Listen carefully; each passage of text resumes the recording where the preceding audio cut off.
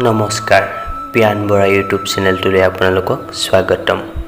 আজি মই এটি কবিতা আবৃত্তি কৰিব লৈছোঁ। কবিতাৰ শিৰোনাম শব্দ। কবি পিয়ান বৰা।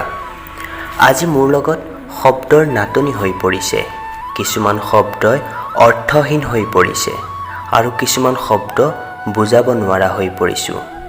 আজি মই ভাগৰি পৰিছোঁ। কোনো আকাৰ ইকাৰ নথকা শব্দবোৰে মোক বৰকৈ আমনি কৰিছে।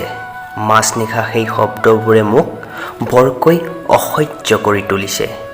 সেই শব্দবোৰৰ মাজত কিছুমান বাক্য সোমাই আছে, যি মই বুজাব পৰা নাই। কোনোবাই মোক শব্দভেদী বান মাৰি মোৰ মনটোক বান্ধি ৰাখিছে। একো বুজিব পৰা নাই। মৌনতা ভৰা সেই শব্দবোৰলৈ বৰকৈ মনত পৰিছে। মিছা মাত, মিছা শব্দ বহুত শুনিলোঁ, কিন্তু আজি এই শব্দটোক বুজিব পৰা নাই। অৰ্থহীন শব্দটো মোৰ জীৱনত স্তব্ধ নমাই তুলিছে। শৰতৰ সন্ধিয়া খন্তেকতে আন্ধাৰ কঢ়িয়াই আনিলে মোৰ জীৱনলৈ। বাস্তৱতে এই শব্দবোৰ ক'ৰ হয়?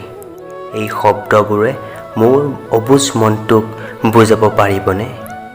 আজি মই অসহায় হৈ পৰিছোঁ।